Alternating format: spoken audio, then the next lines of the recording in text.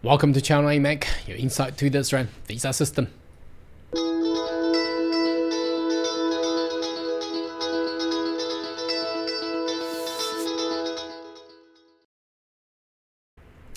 Good day everyone, my name is Carl Young, your online YouTube visa consultant.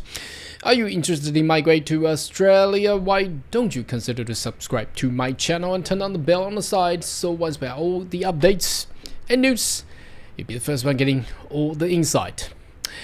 Now, despite of any news or updates, we are still currently waiting for the upcoming skills and demand visa and also the national innovation visa, which the government of Australia has promised it will be out by late 2024, and today is actually the 16th of November. We only got a few weeks to go.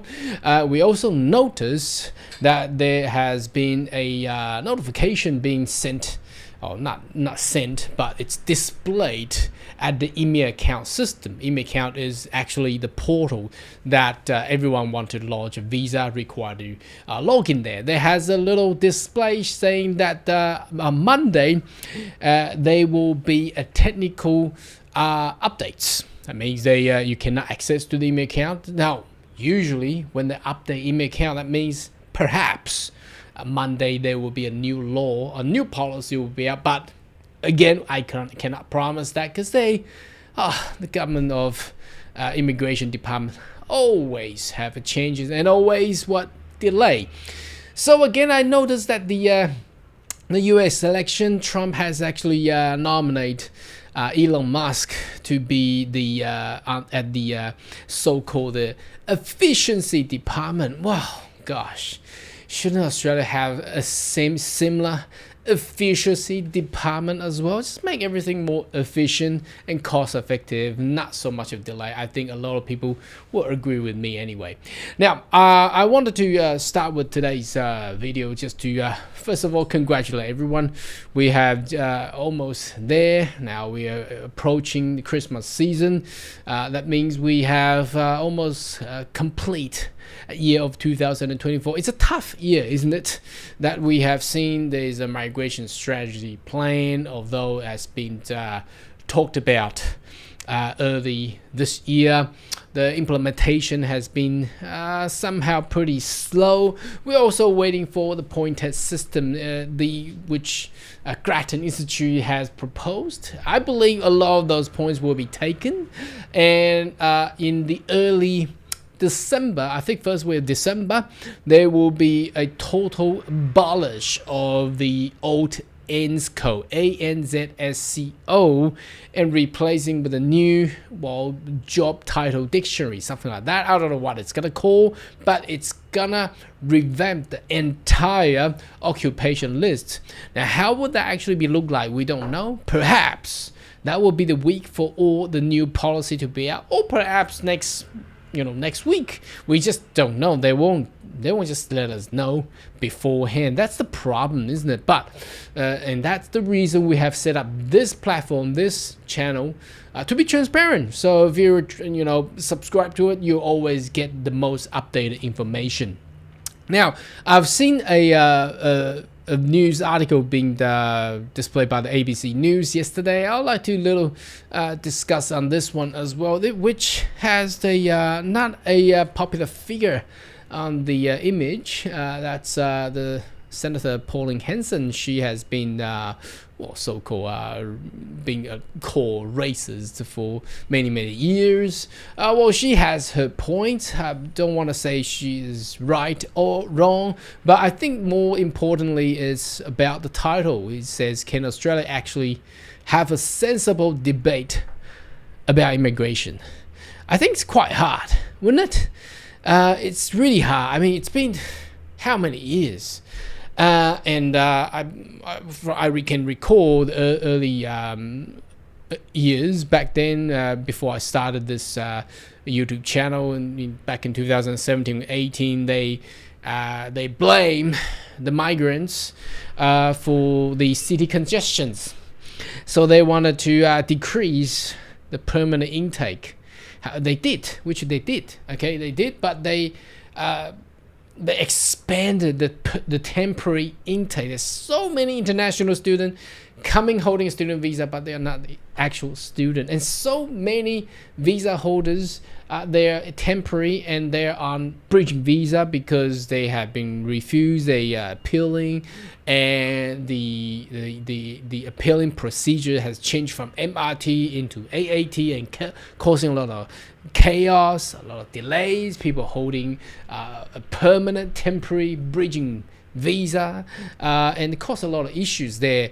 Have the former Liberal government fixed the problem? No. Well, obviously, then what happened in 2022 is Labour government came, won the election, and calling the Liberal the broken system because the Liberal government just didn't do any good job.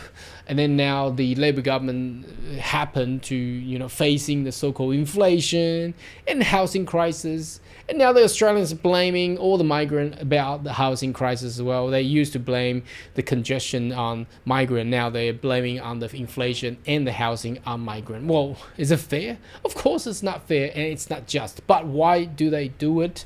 Again, in my channel, I've explained this because migrants generally do not have vote. They cannot vote. They have no rights on election, on vote. So it's very easily to actually blame someone on vote so they can get their political gain for all these politicians, isn't it? So can we actually have a sensible debate? I don't think so. There'll never be a sensible debate. So is what's happening in US. Trump has nominated Holman, who's been called the border czar. Now that's gonna be tough on the border, getting all those illegal aliens. They call it in America. We call it in Australia unlawful citizen. They call it illegal alien. It's the same thing. Okay, so they basically want to get rid of all these unlawful illegal migrants. So same things happening in Europe. Now it seems to be a trend, but there's also another trend that's coming up. Now, is it just because Trump? No, I don't think so. I don't think so, because we see this capping on international student numbers. We have talked about many times in our channel. It's not just Trump. See, Canada has cut their international student. UK cut their international student. So is New Zealand, and now is Australia. Now these were done, before the US elections.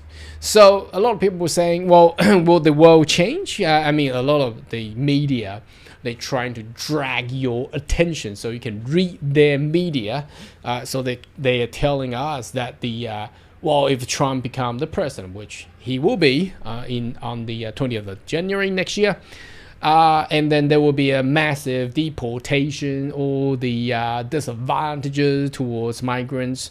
Well, it's not just when Trump become president. Now, when he wasn't, it's still like this. They're cutting all the quota, cutting all the numbers. They still blaming on migrants on inflations and all that. But the fact is, all of this is caused due to the geopolitics and globalization. Also COVID, right? COVID is something that no one can actually control. It's beyond anyone's control, and it's causing all these issues. Not migrants, because migrant has been there for many, many years. It's just the way how they tactically and strategically been told or used under the law by a lot of politicians. So that's how I view it anyway.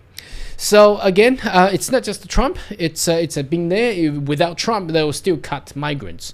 100%, they will still deport. Now, under the Biden administration, they had already deport, I think, numbers of plane of illegal aliens already. That's not under Trump's order. That's under current administration. The same thing happening in Australia. They will continue. A lot of people saying they will still be debate, and they will get the 485 visa age back to 50 years of age, and they will cripple the capping thing. But I don't see it that way. I see as a trend of all the English-speaking country.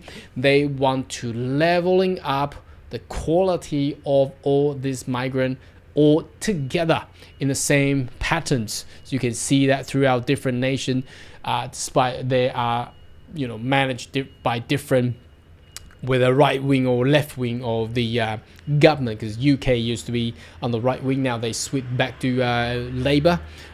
So was New Zealand's under, I think they gotta go for election, or they have just finished election now. Australia has swing from right to left now. Seems to be next year will swing back to the right, perhaps. So on this news media, it talks about the coalition. That's the Liberal National Party, now managed by the leader Peter Dutton, who was the used to be the previous Minister for Home Affairs, also Minister for Immigration. Did you know that? Now he wanted to push it further. Don't know how he's gonna achieve it, because there is no detail how he's gonna do it. Basically, that's what these media is talking about. So anyway, this video, I just wanted to say thanks to all the fans and viewers for all these years, liking and watching my videos. And congratulating you, despite whether or not you got your visa or not. We have just gone through another year. Although 2024 is a very crappy year, they've been talking about the strategic plan, but there has really nothing going on. The invitation round, it's very limited. Now, not back then used to before COVID. They do it. They do the invitation regularly, every 2 weeks, every fortnightly.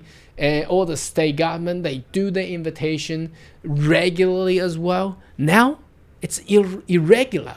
Everything is unknown. Everything is on delay. Now, all this year, we only seen 1 or 2 189 invitations, and there's only a handful of invitations being thrown out by the state government. I mean, state government means Queensland, New South Wales, Victoria, Western Australia, South Australia, Northern Territory, Tasmania, and ACT Canberra. I don't think the number actually stacks up, despite they are talking about all the new policy. I thought that's what I thought they would have pulled out all the new plan of policies during July 2024, but it's November already. They haven't missing anything, and I believe, as what they said, the skills and demand visa will be out. So the SID, SID, and NIV, National Innovation Visa, should be out. Now, would they actually provide more quota? Don't know. And next year, early next year, I believe, because the state of Western Australia has said there will be a possible clash between Western Australia's state elections and also the federal election. So the Labor government is currently, the federal Labor government in Australia is considering calling the general election earlier than May. Now, that may trigger a lot of changes. What happens if there's another change of government? What happens if Liberal does come back? Anyway, it will be an exciting Christmas of 2024 and the new year of 2025. Anyway, should you have more question, query, more than welcome to leave comment right down below, and I see you next video. Goodbye.